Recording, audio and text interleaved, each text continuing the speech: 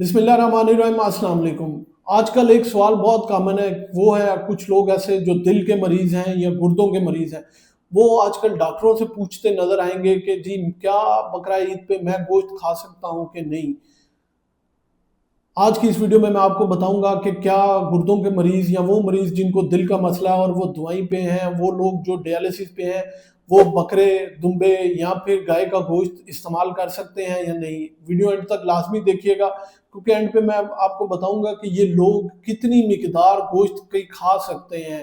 मेरा नाम है डॉक्टर मुनीब खालिद और आप देख रहे हैं मेरा YouTube channel doctor meets doctor. तो चलिए शुरू करते हैं। सबसे पहले मैं आपको बताता हूँ कि क्या दिल के मरीज जो हैं वो गोश्त इस्तेमाल कर सकते हैं, लेकिन दिल के मरीज जो हैं उनको किन चीज़ों से सबसे पहले परहेज करना है। दिल के मरीजों को ज़्यादा कोलेस्ट्रॉल से परहेज करना है, ज़्यादा चिकनाई से परहेज करना है।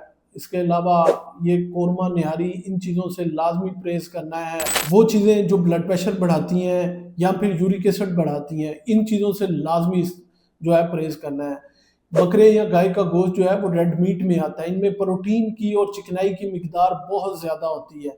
अगर आप दिल के मरीज़ हैं तो आपने बहुत गिना चुना जो है वो आपने जो मीट है वो इस्तेमाल करना है, क्योंकि इस मीट में सैचुरेटेड फैट और फैटी एसिड्स की मिकदार काफ़ी ज़्यादा होती है। तो आपने कोशिश करना है कि ये जो है आप या तो उबाल के इस्तेमाल करें या फिर ग्रिल्ड इस्तेमाल कर लें। फ्राई, तला हुआ या कोरमा, निहारी ये बिल्कुल नहीं इस्तेमाल करना। पानी का इस्तेमाल जो है ज़्यादा करना है। कोशिश करें इसमें थोड़ी सी सब्ज़ी डाल लें ताकि जो है वो आपको फाइबर मिलते रहे।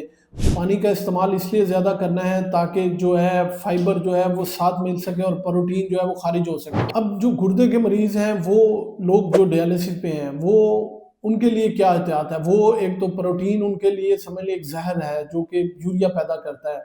वो लोग किन चीज़ों से परहेज़ करें, उन चीज़ों से परहेज़ करें जिनमें पोटाशियम, फास्फोरस, यूरिक एसिड की मिकदार काफ़ी ज़्यादा होती है। अमूमन गोश्त में क्योंकि प्रोटीन ज़्यादा होती है, जिसकी वजह से यूरिया पैदा होता है और इनको फ़िल्टर करने में काफ़ी मसला होता है। वो लोग जो डायलिसिस पे हैं या स्टेज 5 के पेशेंट हैं, उनका यूरिया क्रिएटिनिन काफ़ी ज़्यादा डिस्टर्ब होता है, तो वो गोश्त से परहेज़ करें। लेकिन वो लोग जो स्टेज 1 के पेशेंट हैं, वो गोश्त खा सकते हैं, लेकिन वो जो है 60 से 70 ग्राम हफ्ते में 1 से 2 बार।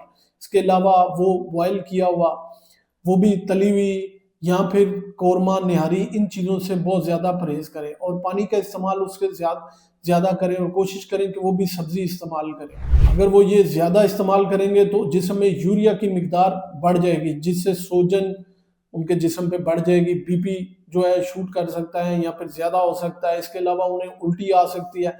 अगर यूरिया की मिकदार ज़्यादा हो जाए तो वो बेहोश भी हो सकते हैं, जिसको हम एनसेफेलोपैथी कहते हैं या फिर इनकैफ कहते हैं। इन सब में आपने एहतियाती तदाबीर ये करनी है कि आप चर्बी निकाल दें और लीन गोश्त इस्तेमाल करें। गोश्त के साथ 8 से 10 गिलास पानी इस्तेमाल लाजमी करें।